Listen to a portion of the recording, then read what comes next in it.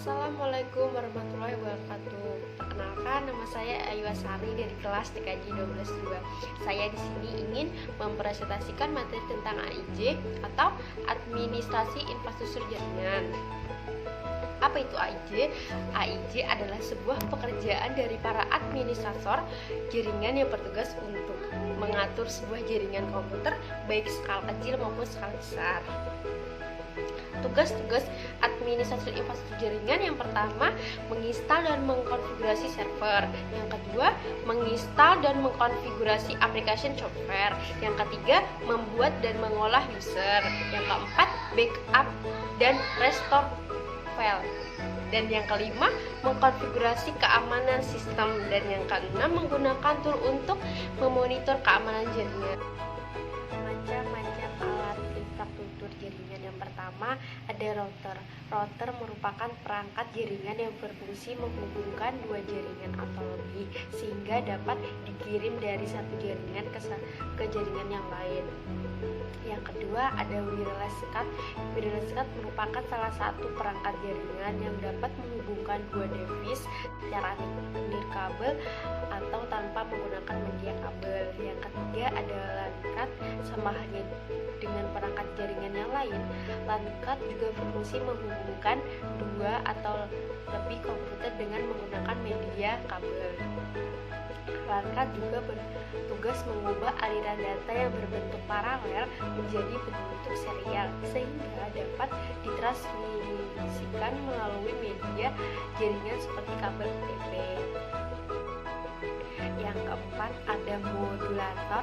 Demodulator atau yang sering disebut dengan modem merupakan perangkat jaringan yang memiliki fungsi mengubah sinyal digital menjadi sinyal analog atau sebaliknya.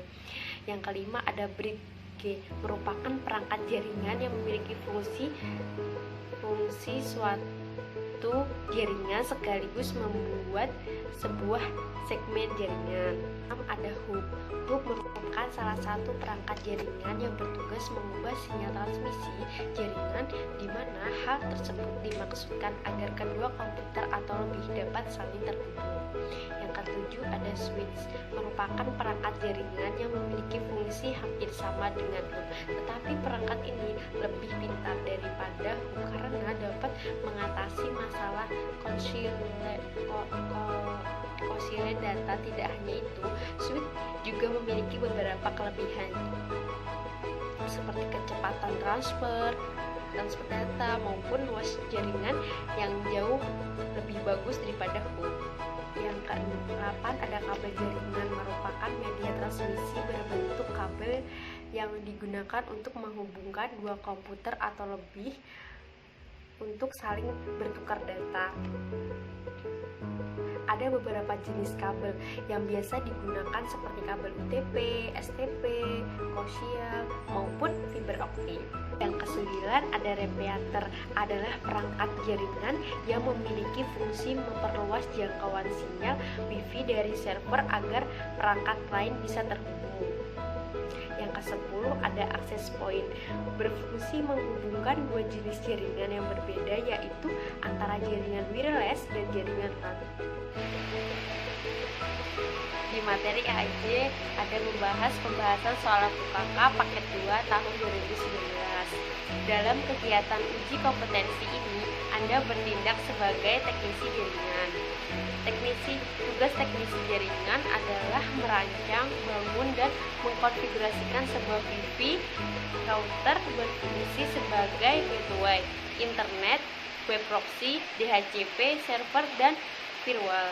Kemudian internet tersebut di-share ke klien melalui jalur kabel dan wireless. Sebagai teknisi jaringan adalah yang pertama menerapkan prosedur kesehatan, keselamatan kerja, dan keamanan kerja yang diperlukan. Yang kedua melakukan pemasangan kabel UTP. Yang ketiga melakukan pemasangan non-manageable switch. Yang keempat melakukan pemasangan dan konfigurasi jaringan lokal atau LAN. Yang kelima, melakukan pemasangan dan konfigurasi jaringan internet atau WAN. Yang ketujuh, melakukan pemasangan dan konfigurasi jaringan di kabel atau WLAN. Yang ketujuh, melakukan dan konfigurasi server atau router dan proxy. Yang kedelapan, melakukan instalasi dan konfigurasi DHCP server. Yang kesembilan, melakukan konfigurasi firewall pada router.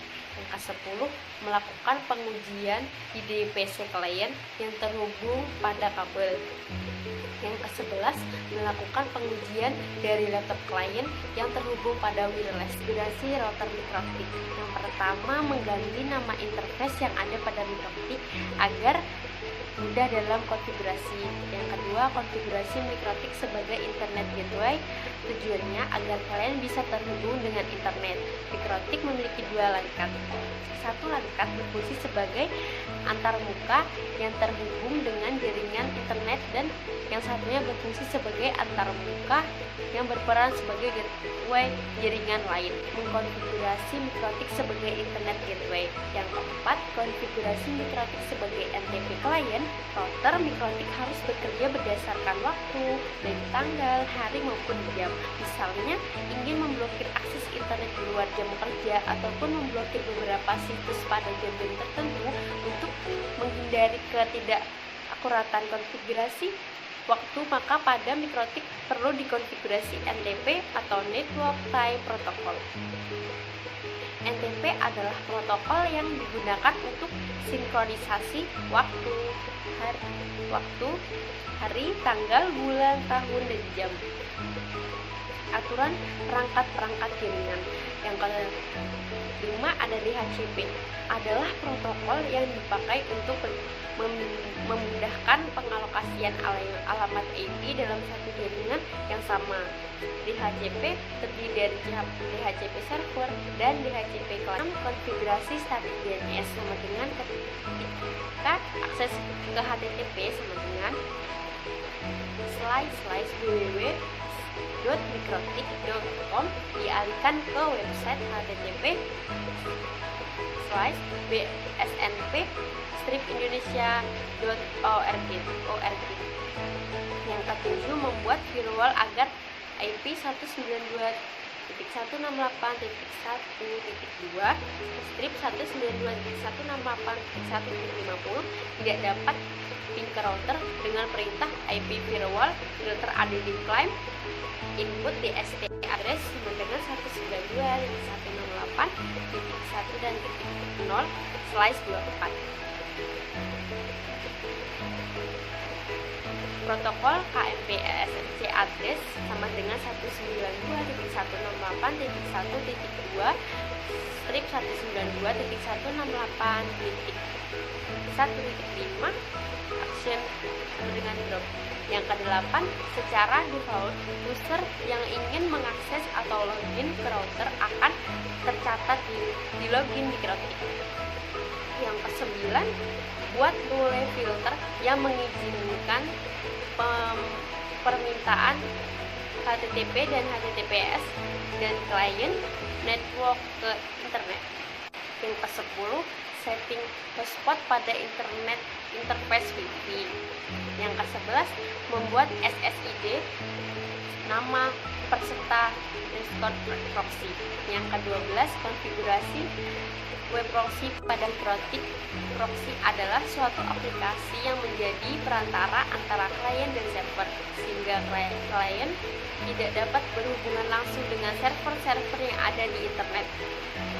Yang ke-13, konfigurasi proxy untuk mikrotik website. Yang ke-14, konfigurasi transparent proxy. Yang ke-15, untuk pemblokiran kali ini membuat firewall yang memblokir akses internet melalui jaringan wireless mulai protokol 19.00 malam strip sampai jam 7.004. Dan dari saya, apabila ada kesalahan mohon dimaafkan. Salah hilaf mohon maaf. Assalamualaikum warahmatullahi wabarakatuh.